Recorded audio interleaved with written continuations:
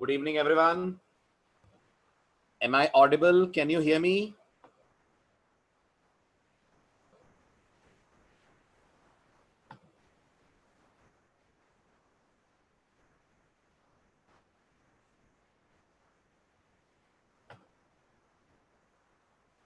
Screen visible है?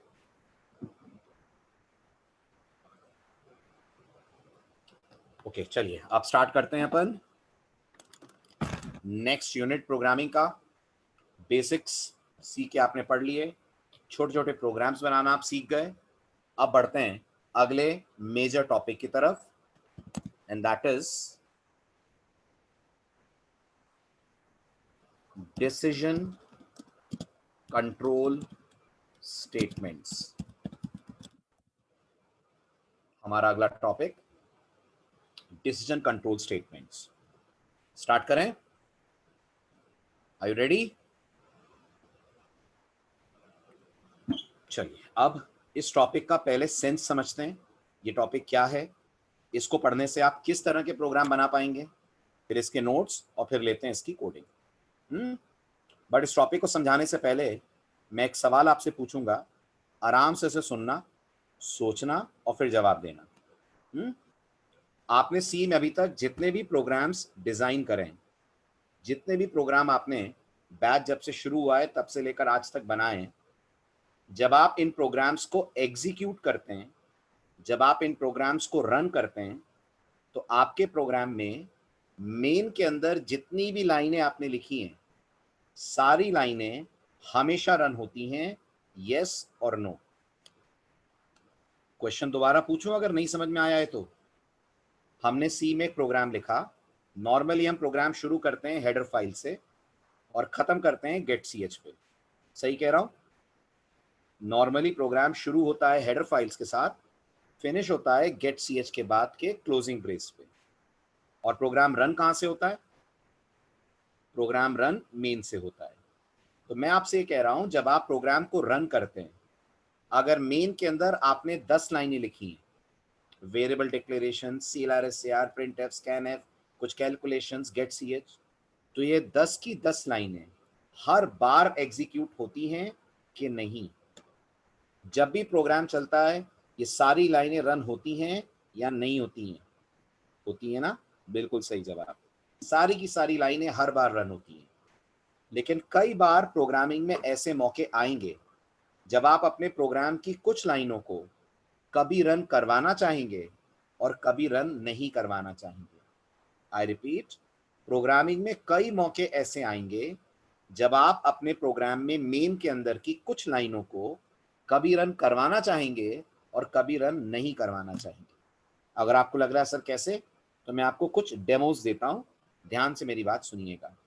पहला example, मान लीजिए हमें सी में एक प्रोग्राम बनाना है जो जब एग्जीक्यूट हो तो यूजर से एक इंटीजर मांगे। क्या मांगे? यूजर से क्या मांगे? एक इंटीजर मांगे, राइट? और उस इंटीजर को चेक करके स्क्रीन पे मैसेज प्रिंट करे कि ये नंबर पॉजिटिव है या ये नंबर नेगेटिव है। यानी यूजर अगर इनपुट में देता है 10, तो प्रोग्राम का जवाब हो नंबर इज पॉजिटिव। यूजर अगर इनपुट में देता है -10, तो प्रोग्राम का जवाब हो number is negative. Clear? Question समझ आया? ठीक है, अब बताइए इस प्रोग्राम में टोटल कितने प्रिंटफ लगेंगे? इस प्रोग्राम में टोटल कितने प्रिंटफ्स लगेंगे? गलत बात, गलत बात, गलत जवाब। 3 लगेंगे। एक प्रिंटफ होगा जो कहेगा एंटर अ नंबर, ये प्रिंटफ भी तो लिखेंगे आप, लिखेंगे ना, जिसमें लिखा होगा एंटर अ नंबर, राइट? फिर एक प्रिंटफ होगा जिसमें लिखा होगा नंबर इज पॉजिटिव, और एक होगा जिसमें लिखा होगा नंबर इज नेगेटिव। मानते हैं? एग्री करते हैं? 3 प्रिंटफ आप इस कोड में लिखेंगे? करते हैं। अभी बताइए, तीनों प्रिंटफ हमेशा चलने चाहिए? क्या ये तीनों प्रिंटफ हमेशा चलने चाहिए? नहीं ना, हमेशा सिर्फ एक प्रिंटफ चलेगा, एंटर अ नंबर वाला। अगले जो 2 प्रिंटफ हैं, number is positive, number is negative, उसमें एक टाइम पे एक ही चलना चाहिए ना? उसमें एक टाइम पे एक ही चलना चाहिए ना? इसको अपन बोलते हैं, इस तरीके की प्रोग्रामिंग को अपन बोलते हैं कि हम डिसीजन कंट्रोल स्टेटमेंट्स यहां पर यूज करेंगे। यानी इस तरीके के कोड अगर आपको लिखने हैं कि ऐसा हो तो ये चले, ऐसा हो तो वो चले, तो इसके लिए सी ने आपको जो कीवर्ड्स दिए हैं जिनके थ्रू आप इस तरह का प्रोग्राम बना पाएंगे कि किस कंडीशन पे क्या चले और क्या ना चले, वो कीवर्ड्स सी की दुनिया में कहलाते हैं डिसीजन कंट्रोल स्टेटमेंट। समझ आ रहा है? ठीक, एक और सवाल सुनिए। मुझे यूजर से करंट टाइम लेना है आवर्स में, और करंट टाइम के हिसाब से स्क्रीन पे एक ग्रीटिंग्स प्रिंट करनी है जो या तो होगी गुड मॉर्निंग, या तो होगी गुड आफ्टरनून, या तो होगी गुड इवनिंग, और या तो होगी गुड नाइट। ठीक है, यूजर से करंट टाइम लेना है आवर्स में, और good morning, good afternoon, good evening और गुड नाइट में से कोई एक मैसेज देना है। तो जल्दी बताइए टोटल कितने प्रिंट है? 5। एक में तो आप करंट आर मांगेंगे ना, एंटर द टाइम, ये भी तो होगा एक प्रिंट है। और 4 प्रिंट है गुड मॉर्निंग से लेकर गुड नाइट तक के होंगे। सारे प्रिंट हमेशा चलेंगे? नहीं, हमेशा चलने वाला एक ही प्रिंट होगा जिसमें लिखा होगा एंटर द टाइम। बाकी के जो 4 प्रिंट हैं उनमें एट अ टाइम चलेगा कोई एक। एग्री करते हैं? एट अ टाइम चलेगा कोई एक, राइट? तो इस तरीके के प्रोग्राम्स बनाने के लिए आप जिन कीवर्ड्स पे निर्भर करते हैं, डिपेंड करते हैं, उन कीवर्ड्स को सी में हम लोग बुलाते हैं डिसीजन कंट्रोल स्टेटमेंट्स। मेरी बात समझ आई सबको? क्लियर हुआ? ठीक, so decision control statements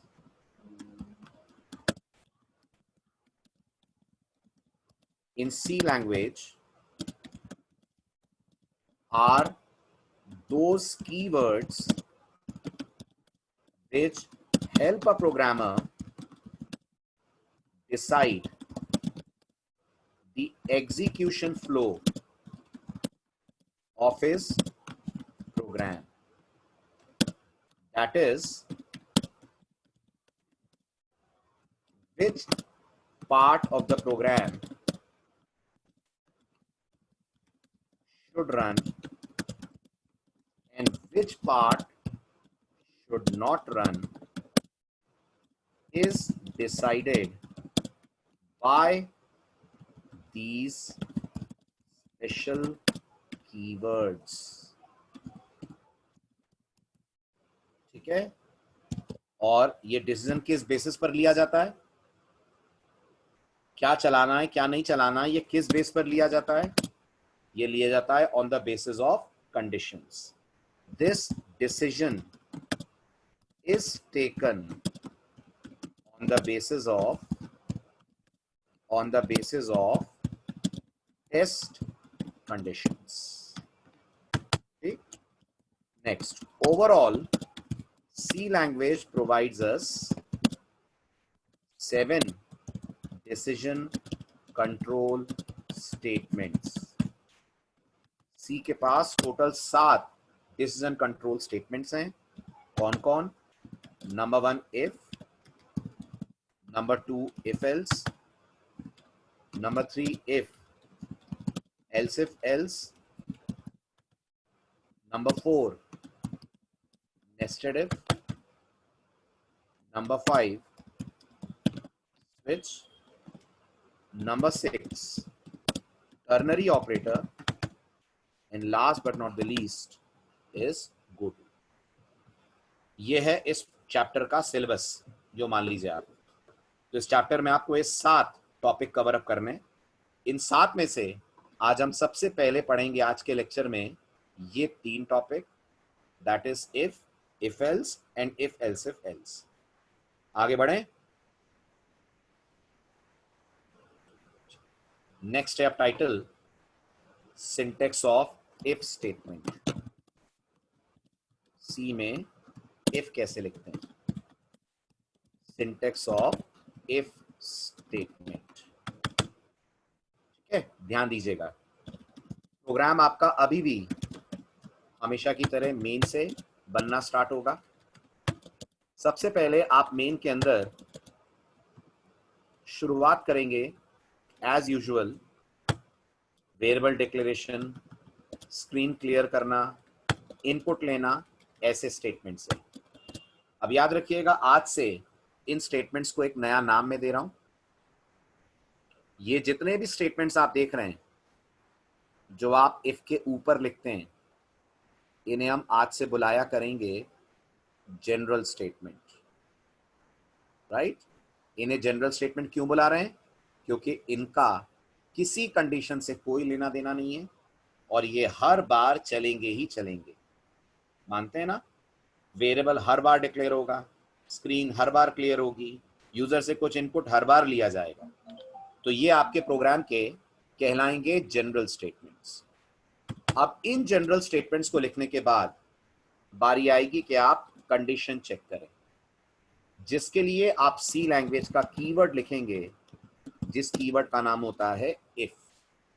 if लगाएंगे आप, इफ के बाद पैरेंथेसिस लगेगा, पैरेंथेसिस के अंदर आप मेंशन करेंगे टेस्ट कंडीशन, पैरेंथेसिस के अंदर आप मेंशन करेंगे अपने प्रोग्राम में काम में आने वाली टेस्ट कंडीशन। उसके बाद आप मेंशन करेंगे इफ के अंदर के स्टेटमेंट्स, जिसे हम लोग body, BODY, body of if के नाम से जानते हैं।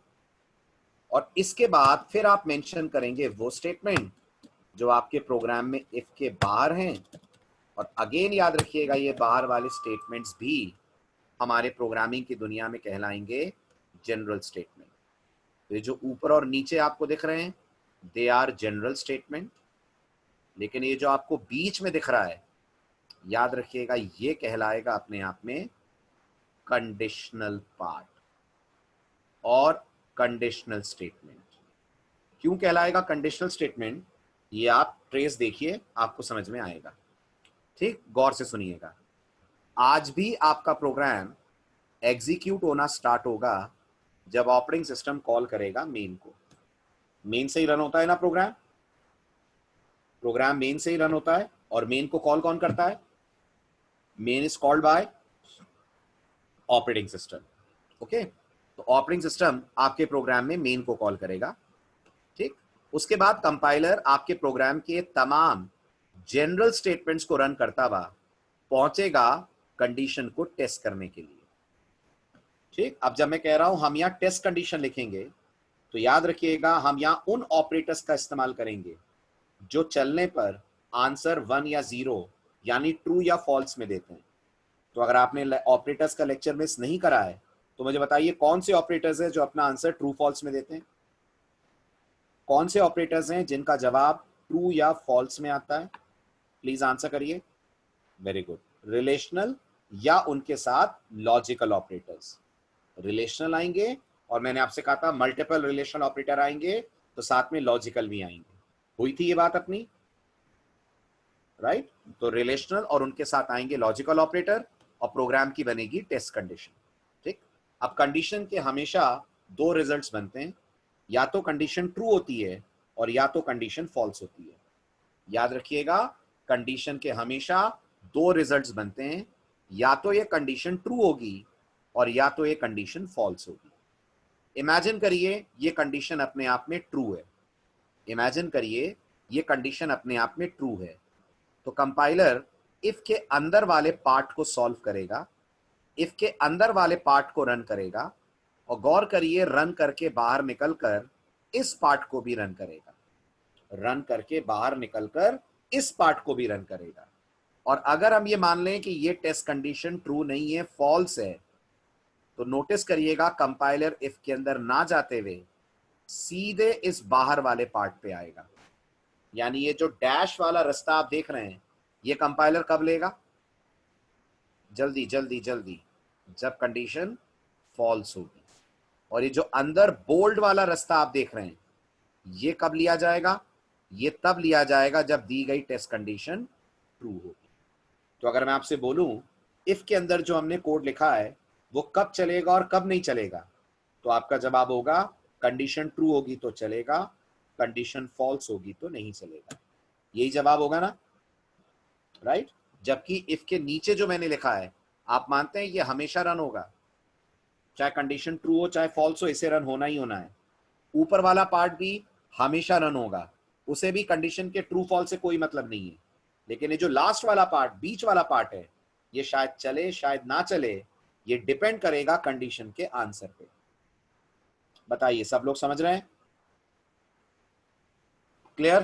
तो अब इस पूरे को एक प्रोग्राम से करते हैं अपन ट्रेस आउट वापस, एक प्रोग्राम के थ्रू इस पूरे को समझने की कोशिश करते हैं। प्रोग्राम है write a program to accept an integer from the user and check whether it is positive और नेगेटिव। यूजर से इंटीजर लो और चेक करके बताओ वो इंटीजर पॉजिटिव है कि नेगेटिव। एक और लाइन है, assume that the user will not enter zero. Last line का मतलब समझ आ रहा है आपको? लास्ट लाइन का मतलब समझ आ रहा है? मैं आपसे कह रहा हूं ये मानकर चलिए कि यूजर आपको इंटीजर देगा लेकिन वो आपको जीरो नहीं देगा, तो यूजर जो भी नंबर आपको देगा अदर देन जीरो होगा। सही है? ठीक है, अब स्टार्ट करते हैं कोडिंग। आपको नहीं बनाना है, फर्स्ट प्रोग्राम है तो मैं बना रहा हूं, इसके बाद वाली कोडिंग्स आपको करनी है। ठीक है, तो प्रोग्राम आज भी हमारा हमेशा की तरह हेडर फाइल्स के इंक्लूजन से स्टार्ट होगा। So we'll write stdio.h, we'll write hash include conio.h, ये पार्ट तो रहेगा ही रहेगा एज यूजुअल।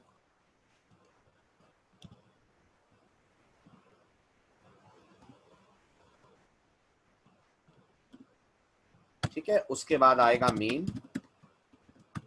मेन के अंदर आकर एक इंटीजर लिया अपन ने a, स्क्रीन को करा क्लियर, यूजर से कहा via printf enter a number.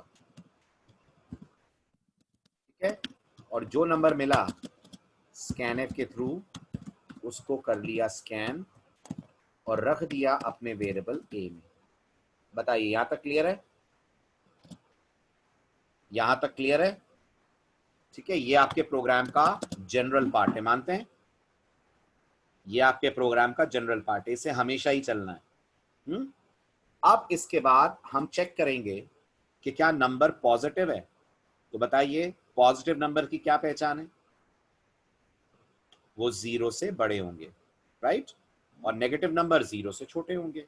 तो हमारी कंडीशन बनेगी अगर a की वैल्यू जीरो से बड़ी है, अगर है तो हम लिखेंगे printf में नंबर इज पॉजिटिव। करेक्ट? और अगर a की वैल्यू जीरो से बड़ी नहीं है तो हम चेक करेंगे क्या वो जीरो से छोटी है। अगर है तो हम लिखेंगे printf में नंबर इज नेगेटिव, राइट? और लास्ट में हमेशा की तरह आ रहा है कोड समझ में? ट्रेसिंग करें? चलो समझो आप। प्रोग्राम आपका जैसा मैंने कहा आज भी स्टार्ट होगा जब ओएस के द्वारा मेन कॉल होगा। सबसे पहला टास्क आपका प्रोग्राम रैम के अंदर एक वेरिएबल बनाएगा a के नाम से। ठीक, फिर आपका कोड स्क्रीन क्लियर करेगा, यूजर से नंबर मांगेगा, जो नंबर यूजर देगा वो जाकर स्टोर हो जाएगा a के अंदर। इमेजिन करिए यूजर ने आपको नंबर दिया अपनी तरफ से 10, सपोज करिए, तो प्रोग्राम चेक करेगा कि क्या 10 जीरो से बड़ा है। आप बताइए है? क्योंकि 10 जीरो से बड़ा है तो कंपाइलर इफ के अंदर जाएगा, मैसेज देगा नंबर इज पॉजिटिव। ठीक है, पूरा फ्लो ध्यान से सुनिएगा, एक एक बात ध्यान से सुनिएगा, वरना जब लेक्चर खत्म होगा और मैं आपसे इन तीनों के बीच में डिफरेंस पूछूंगा तो आपको डिफरेंस ही समझ नहीं आएगा। ये इतने मिलते जुलते हैं, इसलिए बहुत ध्यान से फ्लो सुनिएगा, तभी पता चलेगा इफ एल्स इफ एल्स एक दूसरे से कैसे अलग होते हैं। तो फ्लो पे खास नजर रखिएगा। तो चेक करा जाएगा क्या 10 जीरो से बड़ा है। क्योंकि 10 जीरो से बड़ा है कंपाइलर इफ के अंदर आएगा, मैसेज देगा नंबर इज पॉजिटिव। इसके बाद इफ से बाहर निकलेगा, इसके बाद इफ से बाहर निकलेगा, चेक करेगा क्या 10 जीरो से छोटा है। आप बताइए है क्या? नहीं है, राइट? तो ये वाला इफ नहीं चलेगा और कंपाइलर इसके फॉल्स होने के कारण प्रिंटफ को भी ना चलाते हुए आ जाएगा ऑन गेट ch। मानते हैं? समझ आया फ्लो? ठीक है, अच्छा अगर यही इनपुट यूजर आपको -5 देता तो फ्लो क्या होता बताइए? सबसे पहले कोड चेक करता -5 ग्रेटर देन 0, ट्रू है कि फॉल्स है? फॉल्स है। तो इफ फॉल्स होगा तो ऑब्वियस सी बात है अंदर का प्रिंट एफ भी नहीं चलेगा। इफ के अंदर कंपाइलर तभी जाता है जब इफ ट्रू है। ठीक है, फॉल्स होने के कारण सेकंड वाले इफ पे आए। क्या -5 लेस देन 0 है? राइट, अंदर आएंगे, नंबर इज नेगेटिव वाला पार्ट रन होगा और फिर कंट्रोल आ जाएगा ऑन गेट ch। समझ आया? ठीक है, तो अब अगर मैं आपसे पूछूं ये नंबर इज पॉजिटिव वाला प्रिंटफ कब चलेगा और नंबर इज नेगेटिव वाला प्रिंटफ कब चलेगा, बताइए। तो आपका क्या जवाब होगा? नंबर इज पॉजिटिव वाला प्रिंटफ कब चलेगा, नंबर इज नेगेटिव वाला प्रिंटफ कब चलेगा, आपका क्या जवाब होगा? जल्दी बोलिए। आपका जवाब होगा नंबर इज पॉजिटिव वाला प्रिंटफ तब चलेगा जब पहला वाला इफ ट्रू होगा। यही जवाब है ना? और नंबर इज नेगेटिव वाला प्रिंटफ तब चलेगा जब दूसरा वाला इफ ट्रू होगा। सही बोल रहा हूं ना मैं? नंबर इज पॉजिटिव वाला प्रिंटफ तब चलेगा जब फर्स्ट इफ ट्रू होगा और नंबर इज नेगेटिव वाला प्रिंटफ तब चलेगा जब सेकंड इफ ट्रू होगा। सही है? सही है। ठीक है, अब सुनना ध्यान से मेरा अगला सवाल, बहुत ही ध्यान से। जो मैंने आपको प्रोग्राम दिया है, जो मैंने आपको क्वेश्चन बोर्ड पे लिख कर दिया है, व्हाइट बोर्ड पे, उसे ध्यान में रखते हुए आप मुझे बताइए, क्या हम ये नहीं बोल सकते कि अगर पहला वाला इफ ट्रू है तो नंबर इज पॉजिटिव आना चाहिए और अगर पहला वाला इफ फॉल्स है तो नंबर इज नेगेटिव आना चाहिए? बताइए। मैं आपसे ये पूछना चाह रहा हूं कि क्या जो भी नंबर पहले वाले इफ को फॉल्स करेगा वो नेगेटिव नहीं होगा? क्या कोई नंबर आपके दिमाग में आ रहा है, कोई ऐसा नंबर आ रहा है जो पहले वाले इफ को फॉल्स करे लेकिन नेगेटिव ना हो? अगर आपको लग रहा है हाँ सर 0, तो आप भूल रहे हैं, क्वेश्चन पढ़िए दोबारा। मैंने 0 के लिए कुछ कहा है? यशिका, चंद्रकांत, मैंने 0 के लिए कुछ कहा है? मैंने साफ शब्दों में क्वेश्चन में लिखा है ये मानकर कोड बनाना है कि यूजर 0 नहीं देगा, तो इसका मतलब 0 तो आएगा ही नहीं ना। अब सोचिए अगर 0 नहीं आएगा तो हर नंबर जो पहले वाले इफ को फॉल्स करेगा, आप मानते हैं वो नेगेटिव होगा? हर नंबर जो पहले वाले इफ को फॉल्स करेगा, आप मानते हैं वो नेगेटिव होगा, है ना? और हर नंबर जो पहले वाले इफ को ट्रू करेगा, आप मानते हैं वो पॉजिटिव होगा। करेक्ट? तो फिर सी आपको एक एडवाइस देती है, सी आपको एक सलाह देती है कि अगर आपको इतनी गारंटी है कि ये वाले इफ के ट्रू होने पर ये चलना है और इस इफ के फॉल्स होने पर ये वाला पार्ट चलना है, तो आप दो इफ लिखने की मेहनत क्यों करते हैं? आप सिंपली सेकंड वाले इफ को रिप्लेस कर दीजिए सी के नए कीवर्ड से, जिस कीवर्ड का नाम है एल्स। समझ आ रही है मेरी बात? सेकंड वाले इफ को रिप्लेस कर दीजिए सी के नए कीवर्ड से, जिस कीवर्ड का नाम है एल्स। ठीक है, क्या होता है इफ एल्स का सिंटेक्स? करिए ध्यान से ऑब्जर्व। अब हम आते हैं सेकंड डिसीजन कंट्रोल स्टेटमेंट पे, and that is syntax of if else. यहां भी गौर कीजिए, आप मेन लिखते हैं, ध्यान दीजिएगा, यहां भी जनरल लाइनें होती हैं।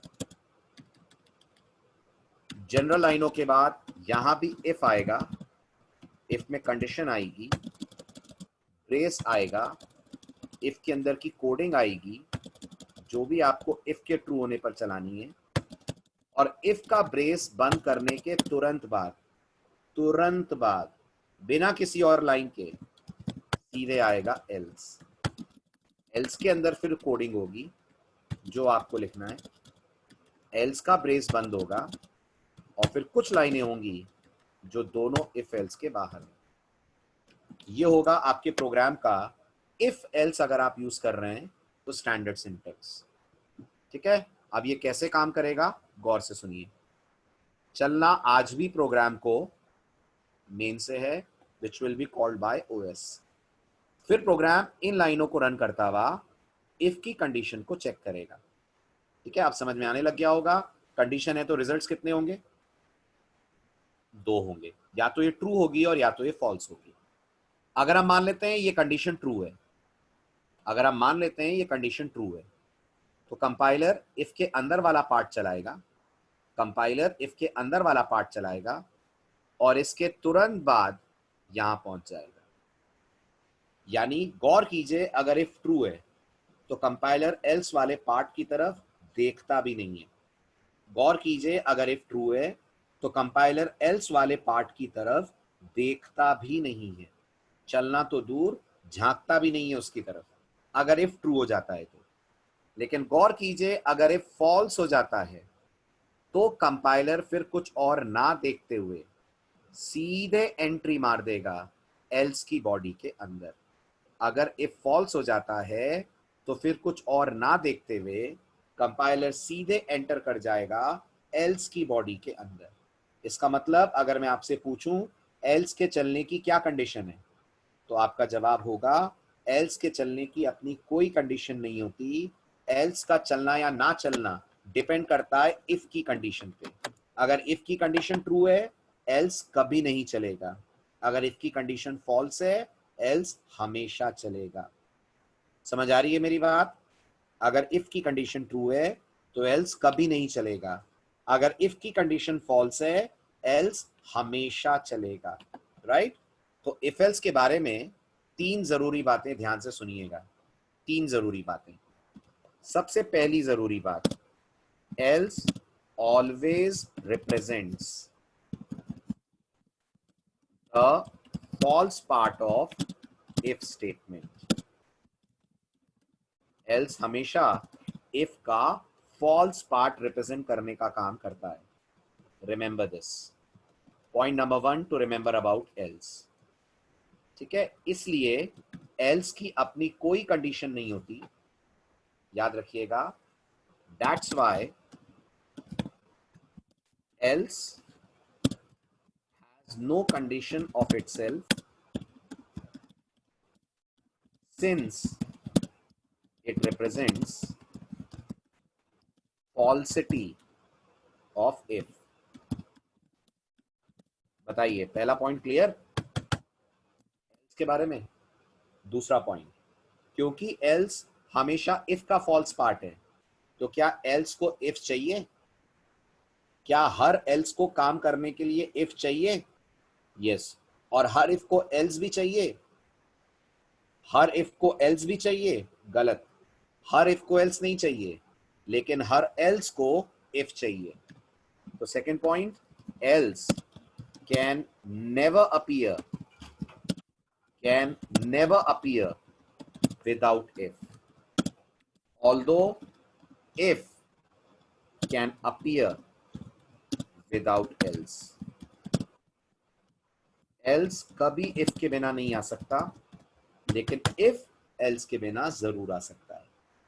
Am I clear? Right? अब आता है सबसे इंपॉर्टेंट पार्ट, जो मैं लिख रहा हूं उसे समझाने की कोशिश कीजिएगा। if and else, if and else together form one single unit। बताइए इस लाइन का क्या मतलब है? इफ और एल्स मिलकर एक सिंगल यूनिट बनाते हैं, मतलब समझा नहीं मैं।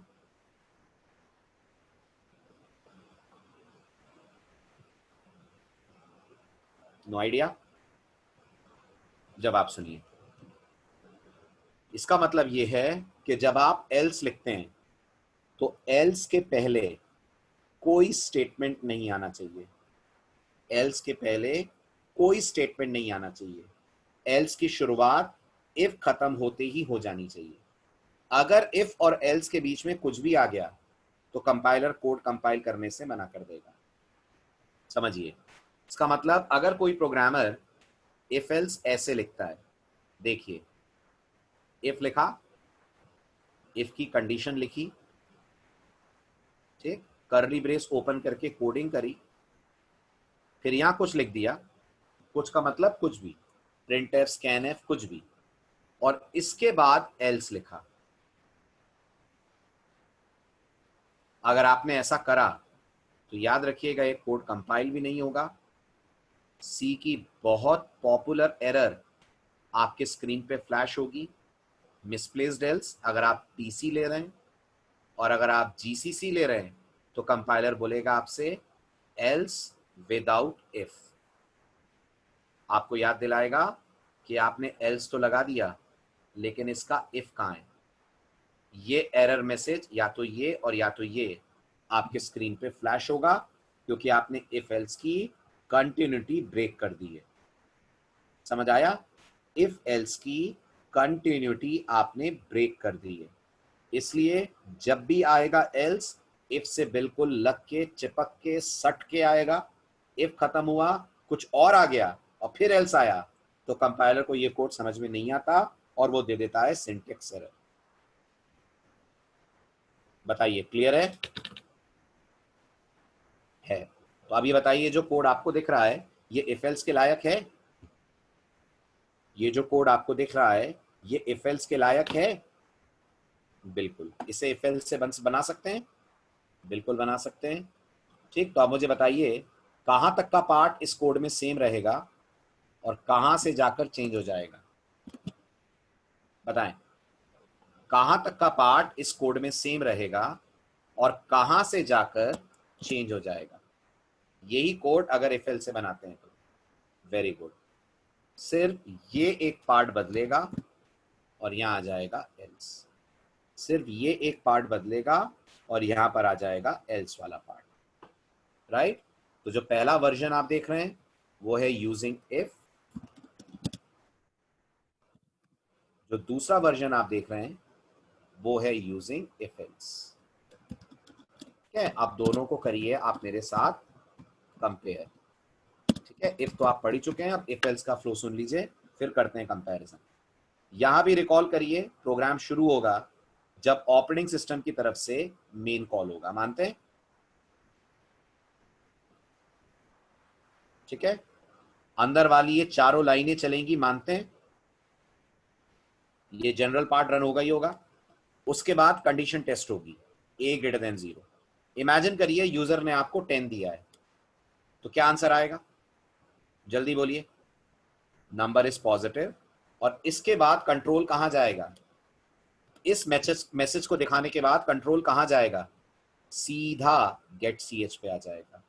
ये वाला जो हिस्सा दिख रहा है आपको, एल्स वाला हिस्सा, ये पढ़ा तक नहीं जाएगा अगर इफ की कंडीशन ट्रू है। एग्री करते हैं? राइट? और अगर इफ की कंडीशन फॉल्स है तो नोटिस करिए फिर प्रिंटफ वाला पार्ट नहीं चलेगा, सीधे एल्स वाला पार्ट चलेगा और कोड कह देगा नंबर इज नेगेटिव। समझ आ रहा है? आ रहा है। आप मुझे बताइए, अगर यूजर ने इनपुट में 10 दिया तो क्या 10 0 से बड़ा है? प्रोग्राम बोलेगा नंबर इज पॉजिटिव और इसके बाद सीधा आ जाएगा गेट ch पे, और -10 पे क्या आएगा? नंबर इज नेगेटिव और कंट्रोल आ जाएगा गेट ch पे। करेक्ट? ठीक है, अब कंपैरिजन करते हैं दोनों का। वो जो आपको पहला कोड दिख रहा है इफ वाला, उसमें बताइए अगर मैंने इनपुट में 10 दिया तो आउटपुट में नंबर इज पॉजिटिव आएगा? आएगा। Very good. ठीक, और अगर इधर वाले कोड में मैंने 10 दिया तो आउटपुट में नंबर इज पॉजिटिव आएगा? इफ एल्स वाले में आएगा। उधर वाले में मैंने -10 दिया तो नंबर इज नेगेटिव आएगा? आएगा। और यहां -10 दिया तो भी नंबर इज नेगेटिव आएगा? आएगा। तो आप मानते हैं आउटपुट वाइज दोनों सेम है? आप मानते हैं दोनों ही कोड आउटपुट वाइज सेम है?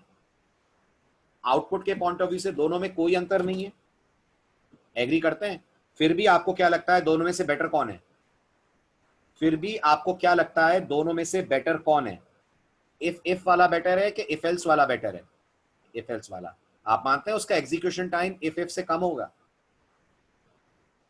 फास्ट होगा, कम कंडीशंस चेक करके आपको रिजल्ट्स दे देगा, जबकि वही काम आप 2 इफ से करेंगे तो नंबर ऑफ टेस्ट कंडीशंस बढ़ गई हैं। वही काम आप 2 इफ से कर रहे हैं तो नंबर ऑफ टेस्ट कंडीशंस बढ़ा दी हैं। है ना? समझ आ रही है मेरी बात? इसलिए जब भी आप अपने प्रोग्राम के अंदर ऐसा पाएं कि एक ही कंडीशन के 2 आउटकम्स हैं, आप हमेशा 2 इफ की जगह लगा सकते हैं इफ एल्स। एग्री करते हैं? ठीक है, अब आते हैं अपन आखिरी स्टेज पे। मैं आपको इतनी देर से बोल रहा हूं कि हम ये मानते हुए कोड लिखें कि यूजर 0 नहीं देगा। अब मैं अपना स्टेटमेंट वापस लेता हूं और मान लीजिए यूजर हमें 0 देगा, तो आप बताइए अगर यूजर हमें 0 देगा तो हमारा पहले वाला कोड क्या आउटपुट देगा और दूसरा वाला क्या आउटपुट देगा। सबसे पहले पहला वाला बताइए, जिसमें 2 इफ लगे हैं, वो 0 पे क्या बोलेगा? कुछ बोलेगा ही नहीं।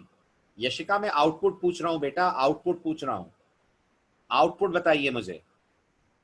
जिसमें मैंने 2 इफ लगाए हैं वो कोई आउटपुट ही नहीं देगा, वो बिल्कुल ब्लैंक रहेगा, क्योंकि ना तो 0 0 से बड़ा है और ना तो 0 0 से छोटा है। मानते हैं? ठीक है। और सेकंड वाला क्या करेगा? जो इफ एल्स वाला है वो क्या करेगा? वो 0 को बोलेगा नंबर इज नेगेटिव, राइट? तो आप मानते हैं दोनों का आउटपुट गलत है? आप मानते हैं दोनों का आउटपुट गलत है ना? ना तो 0 पे कोई रेस्पॉन्स ना आए, ऐसा होना चाहिए, रेस्पॉन्स आना चाहिए, और ना ही 0 को प्रोग्राम को बताना चाहिए नंबर इज नेगेटिव, है ना? ठीक। अब मैं आपसे कहता हूं, मैं चाहता हूं कि मेरा प्रोग्राम 0 के लिए, मैं चाहता हूं कि मेरा प्रोग्राम 0 के लिए एक सेपरेट मैसेज दे, और वो मैसेज होना चाहिए नंबर इज 0। मैं चाहता हूं कि मेरा प्रोग्राम 0 के लिए एक सेपरेट मैसेज दे और वो होना चाहिए नंबर इज 0। ना मुझे 0 को नेगेटिव करना है, ना मुझे 0 को पॉजिटिव करना है। ठीक है? दैट मीन्स जहां मैंने 2 इफ लगाए वहां एक इफ और बढ़ाना पड़ेगा ना, है ना? और ये क्या होगा? ए डबल इक्वल टू या ए सिंगल इक्वल टू 0? कौन सा इक्वल टू आएगा? A double equal to 0, right? क्योंकि हम लोग कंपेयर कर रहे हैं। और इसके अंदर हम लोग लिख देंगे प्रिंटफ नंबर इज 0। ये हमने मैसेज टाइप करा। ठीक, अच्छे से देखिए और मुझे बताइए कोड समझ पा रहे हैं? अच्छे से देखिए और मुझे बताइए कोड समझ पा रहे हैं, है ना? 3 इफ मैंने लगाए, एक के बाद एक के बाद एक लगातार। अब जो पूछ रहा हूं उसका जवाब देते चलिए। सबसे पहले अगर इनपुट में 5 आया तो क्या ये नंबर इज पॉजिटिव बोलेगा? बोलेगा, वेरी गुड। -5 पे नंबर इज नेगेटिव बोलेगा? बोलेगा। 0 पे नंबर इज 0 बोलेगा? बोलेगा। क्या आप इस कोड को एफिशिएंट मानते हैं? नहीं। बिल्कुल थर्ड क्लास तरीका है इस प्रोग्राम को बनाने का, बिल्कुल थर्ड क्लास तरीका है इस प्रोग्राम को बनाने का। नफीस, ये एफिशिएंट नहीं है, ये बिल्कुल बेकार तरीका है इस कोड को बनाने का, क्योंकि हर बार आपका प्रोग्राम कितनी कंडीशन चेक कर रहा है? 3 करनी चाहिए क्या ऐसे? सोचिए, अगर कोई नंबर पॉजिटिव है तो क्या वो नेगेटिव और 0 दोनों हो सकता है? नहीं हो सकता ना। मतलब नंबर इज पॉजिटिव के बाद सीधे गेट ch को चलना चाहिए ना। नंबर इज पॉजिटिव मैसेज के बाद सीधे गेट ch को चलना चाहिए ना, लेकिन नहीं हो रहा। नंबर इज पॉजिटिव के बाद a लेस देन 0 भी चेक होगा, a डबल इक्वल टू 0 भी चेक होगा। क्या इससे एग्जीक्यूशन टाइम नहीं बढ़ेगा? अननेसेसरी की कंडीशंस चेक नहीं होंगी क्या? होंगी। तो फिर सी आपको थर्ड एडवाइस देती है। सी बोलती है अगर आपके प्रोग्राम में 2 से ज्यादा कंडीशंस हैं पर आपस में कनेक्टेड है, आपस में लिंक्ड है, और ऐसे कनेक्टेड हैं कि एक का ट्रू होना बाकियों को फॉल्स कर देता है, तो बेटर है आप इसके लिए यूज करें इफ एल्स। अगर कंडीशंस आपस में कनेक्टेड हैं और एक का ट्रू होना अपने आप दूसरे को फॉल्स कर देता है, तो इसके लिए यूज करें इफ एल्स। समझ रहे हैं मेरी बात? अब आता है आज का लास्ट टॉपिक, इफ एल्स। इसका सिंटेक्स क्या होता है नोटिस कीजिए।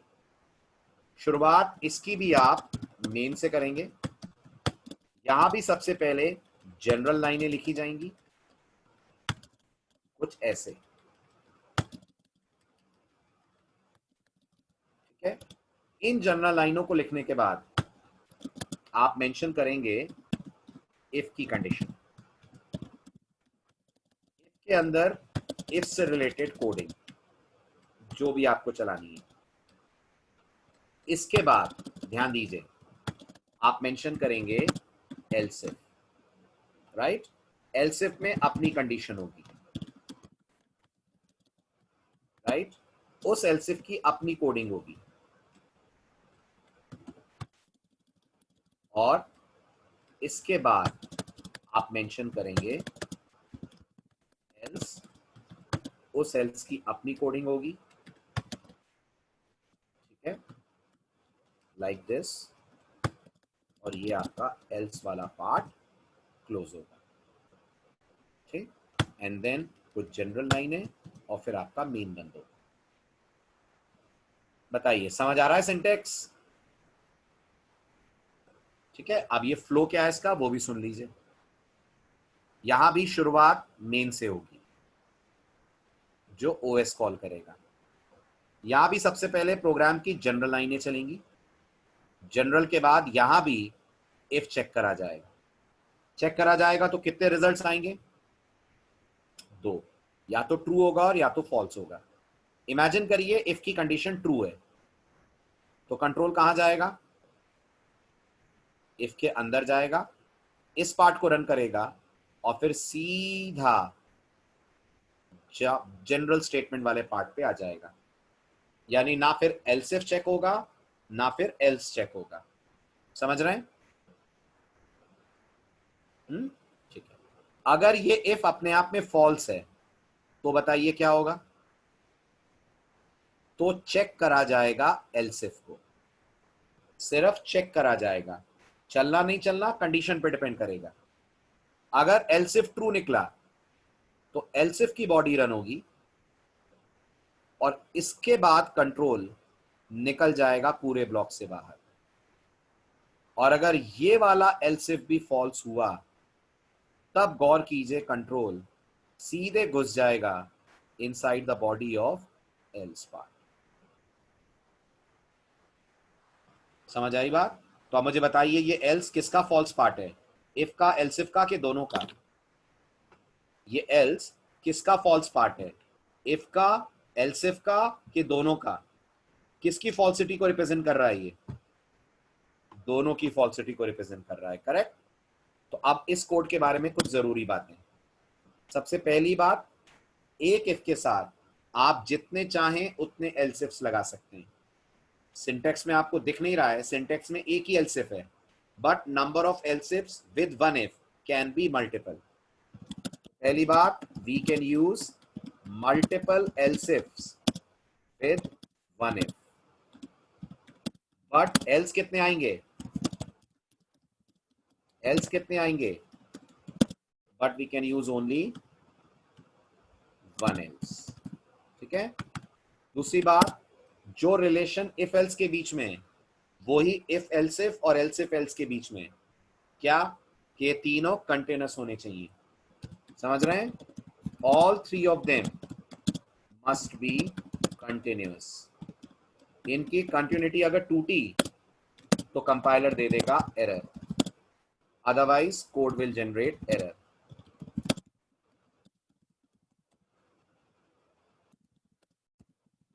ठीक है। तीसरा, एल्स इफ में हमेशा कंडीशन चाहिए। एल्स इफ हमेशा अपनी खुद की कंडीशन मांगेगा। Else if always requires its own condition,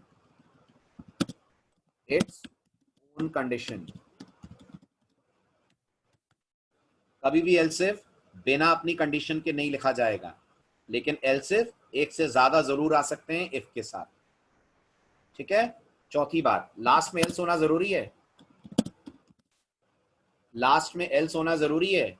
बिल्कुल नहीं। ये एक और बहुत बड़ी गलतफहमी होती है। ऐसा कोई नहीं कहता कि लास्ट में एल्स होना जरूरी है, कोई नहीं कहता, आपकी पसंद है, ठीक है। आप उस एल्स को एल्सिफ भी कर सकते हैं, पर एल्सिफ करेंगे तो क्या करना पड़ेगा? एल्सिफ करेंगे तो कंडीशन देनी पड़ेगी। अधिकतर जगहों पर आपको लास्ट में एल्स ही दिखेगा, अधिकतर जगहों पर लास्ट में एल्स ही दिखेगा, बट ये मत सोचिएगा कि ये गलत है। हम इफ एल्सिफ भी लिख सकते हैं, इफ एल्सिफ भी लिख सकते हैं। तो it is not at all compulsory that at the end that at the end we must have an else. कोई जरूरी नहीं है कि लास्ट में एल्स आए। We can replace it with an else if also, but then condition देना compulsory होगा। ठीक है, आप मुझे बताइए ये वाला जो कोड है ये इफ एल्स इफ एल्स लायक है? व्हाट डू यू से? है? करेक्ट। तो अब हम इसे कन्वर्ट करते हैं इफ एल्स इफ एल्स में। तो बताइए क्या चेंज आएगा? क्या चेंज आएगा? ये बन जाएगा एल्स इफ, और यहां क्या आ जाएगा? यहां आ जाएगा एल्स। राइट, समझ आया? अब अगर आप नोटिस करें तो इसका आउटपुट भी सही आएगा, और आप मानते हैं टाइम भी कम लगेगा। मानते हैं? क्लियर हुआ?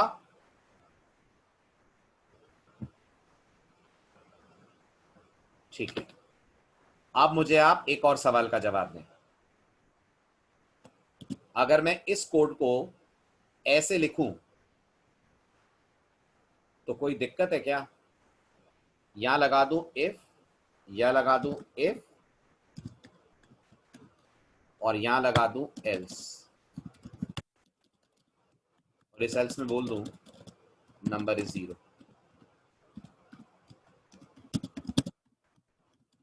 बताइए कोई फर्क है क्या इन कोड्स में?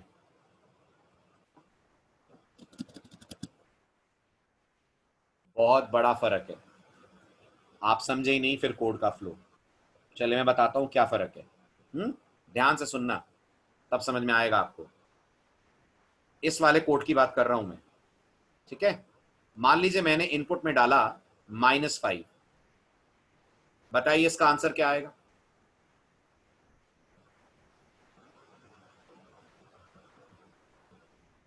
बहुत बढ़िया। नंबर इज पॉजिटिव आएगा कैलाश? हाँ, नंबर इज नेगेटिव आएगा, है ना? बिल्कुल सही है, आना भी चाहिए। ठीक, 0 पे क्या आएगा? नंबर इज 0 आएगा। 0 पे नंबर इज 0 आएगा। 10 पे क्या आएगा?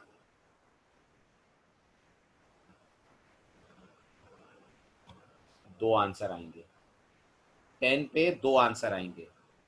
कोड कहेगा नंबर इज पॉजिटिव, और फिर कहेगा नंबर इज 0। टाइम की प्रॉब्लम नहीं है चंद्रकांत, प्रोग्राम ही गलत है। प्रोग्राम ही गलत है। 10 पे दो आंसर देगा। समझिए क्यों। ये वाला जो इफ है, ये आप मानते हैं इस इफ एल्स से अलग हो जाएगा। ये अलग है और ये साथ में है।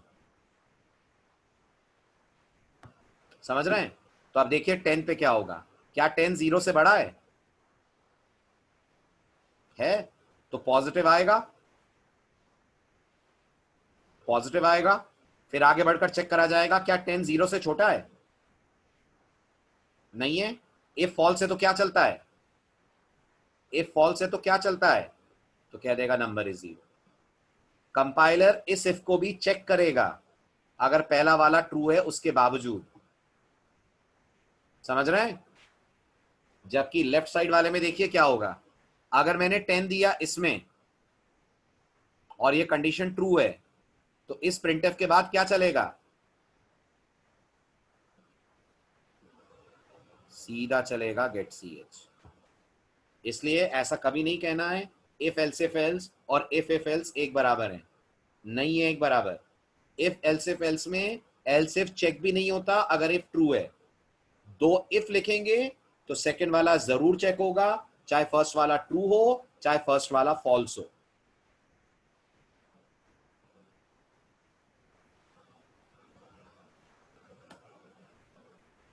आ गया फर्क समझ में?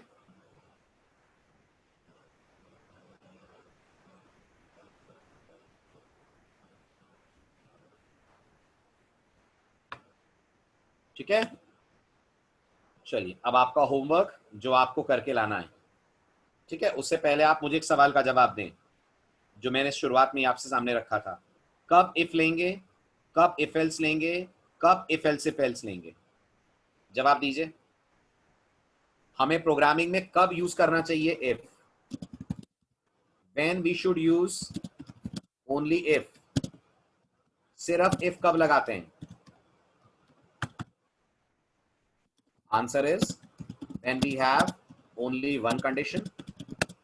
या तो सिर्फ एक कंडीशन हो, या कंडीशंस एक से ज्यादा हो पर आपस में बिल्कुल अलग अलग हो, कोई कनेक्टेड कंडीशन ना हो। मानते हैं? कंडीशंस आपस में कनेक्टेड ना हो, तब आप यूज करेंगे अलग अलग इफ। एक के ट्रू होने का दूसरे पे असर ना पड़े, एक ट्रू फॉल्स कुछ भी हो दूसरा जरूर पड़ा जाए, तो आप यूज करेंगे अलग अलग इफ। एग्री करते हैं? So when we have only one conditions, और if multiple conditions are there,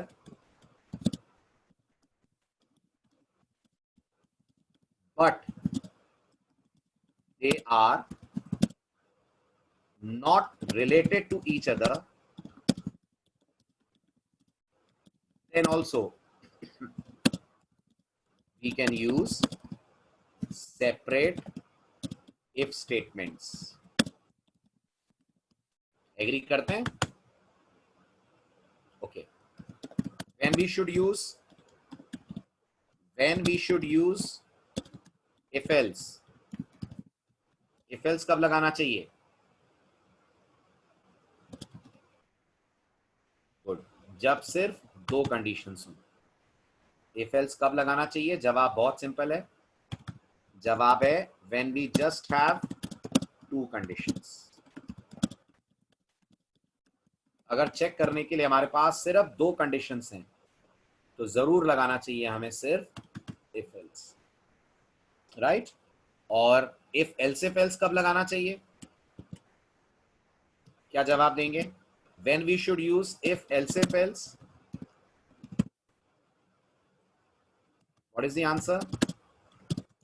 when we have multiple interconnected conditions. interconnected समझ रहे हैं?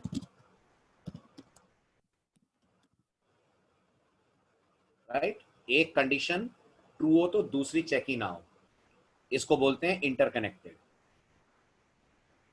समझ आ रहा है? अच्छा, एक और जरूरी बात ध्यान से देखिए। क्या इफ के साथ पैरेंथेसिस है? क्या इफ के साथ पैरेंथेसिस है? लेकिन याद रखिएगा सेमीकोलन नहीं है, तो इफ को फंक्शन मानने की गलती मत कर दीजिएगा। This is not a function. तो क्या नहीं लगाना है? किसकी तरफ इशारा है? Semicolon. So don't put a semicolon after if. ठीक है? लगा देंगे तो एरर नहीं आएगी, लगा देंगे तो एरर नहीं आएगी, बट इसका कुछ और मतलब होगा जो मैं आपको लूप में समझाऊंगा। इसका कुछ और मतलब होगा जो मैं आपको लूपिंग के दौरान बताऊंगा। सो डू रिमेंबर, इफ के साथ सेमीकोलन नहीं आता क्योंकि वो फंक्शन मानने की गलती नहीं करनी है। ठीक है? अब आपका असाइनमेंट जो आपको बना के लाना है। आपका प्रोग्राम है write a program to accept an integer from the user and check whether it is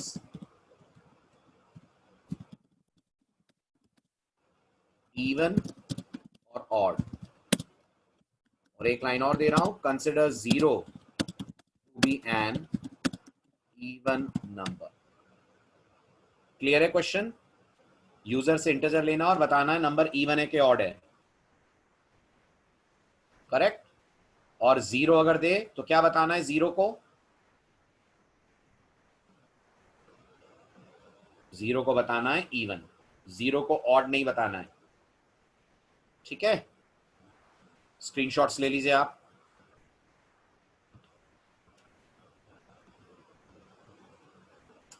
this is page 1।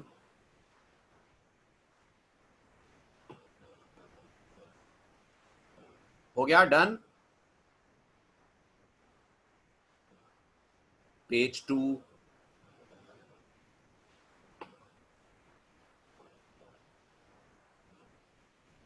Page 3,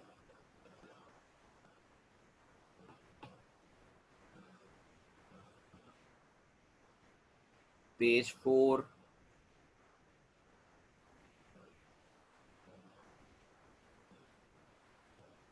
page 5, and this is page 6, and finally page 7, and assignment is 8. 6 रह गया।